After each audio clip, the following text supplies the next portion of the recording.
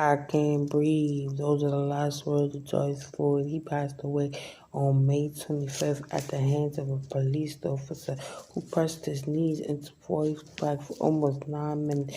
He continued to state, he said again, I can't breathe. And he didn't listen to his words. That the cop proceeded to choke him due to the fact he thought he wrote a bad check at the store. Next is 26-year-old African woman named Breonna Taylor, who also died at the hands of cops. She was shot to death in her sleep. Police thought there were drugs in Taylor's home, but that wasn't the case. The boyfriend of Ms. Taylor was shot at the police. He claimed it was self-defense, but police didn't adjust themselves. The whole time, they had the suspects behind bars. This whole time, coming up next, Ahmaud Arbery. He was just another unarmed black man who was gunned down while he was jogging. He was shot by 2 white men, Travis and Gregory McMichaels. Then they drove in a pickup truck, killed him like a piece of meat. Let's not forget about Eric Garner, who was also killed by police. This man remained who was known as a neighborhood peacemaker.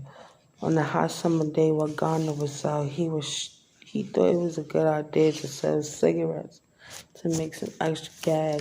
Police harassed Garner, but he wasn't selling cigarettes. The police tried to arrest Garner, but Officer Pantaleon put his hands on Garner, who refused to cooperate with him. And Pantaleon put his arms around the neck of Garner, who was another black man, who stated, I can't breathe 11 times. Soon after, he was dead on the floor. That was the end of Eric Garner's life. Here's a young man who died by police. This is the story of Trayvon Martin. He was just 17 when he died. He was shot in Florida by a man named Joe Zimmerman, who thought Trayvon was a criminal. Trayvon was an innocent teen who was coming from the store. Zimmerman claimed self-defense. When Martin was killed, he was visiting his father on June 3rd, 2020. The 4 police who were behind George Floyd arrest sit behind bars convicted of manslaughter. You see, my ancestor was black, just like you and me. You see, white people don't understand what it's like to be me. My people fought for the right for me to vote, and it came a long way for me to have an education. And yet, white people don't understand what it means to be black. My people are fighting for justice. They protest because they no longer feel safe. All we want is justice, and yet police point their guns and continue to blame the black man. They seen black men get arrested for no reason. I seen one thing on the news that made me sick. A police officer pushed a colored young woman just for voicing her opinion. It made me sick to my stomach. Or the couple that was pulled out of the car for no reason. They could have been going anywhere. That doesn't mean they were protesting. I was arrested at 22, not for drugs, but for mistaken identity. I was walking down the street with my cousin, minding my own business, and I was more scared for his safety. On May 4th, 2018, I was punched by an unknown colored woman. Still scared for my cousin's life, I told him to run. I was handcuffed, put in the back of a police car. I was taken to jail where I cried and never thought I would end up behind bars. But there I sat rethinking what it means to be black and picturing all that was done. At this point, I wanted to stand up for my people. They're the only ones I can relate to.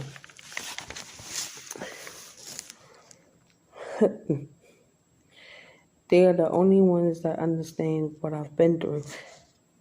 I believe in justice. I've seen blacks get arrested for the most crimes. Police should give their rights to remain silent. All the pain they cause make the colors hate them more. At this point, all I ask is for justice, and still my people fight for what? So all this shit can happen again. People like 14-year-old Emmett Till, a young African teen who was lynched down in Mississippi, who was accused of offending a white woman.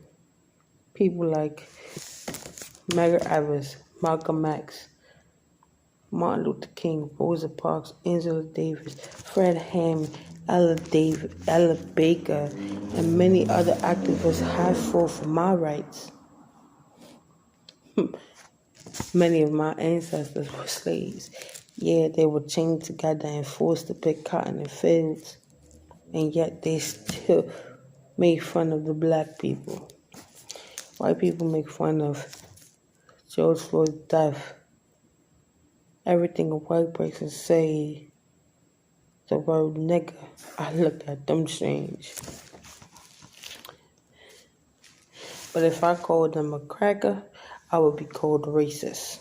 A black man can't go bar watching in Central Park without a white person calling the cops, and all he asked was you to put your dog on his leash. And you claimed he was harassing when you still told a lie. I hate the idea of my ancestors who were chained or even had the slave master's last name. And I can't imagine what they went through. Seeing my ancestors being whipped and chained, beaten, bloody, broken, and bruised brings tears to my eyes.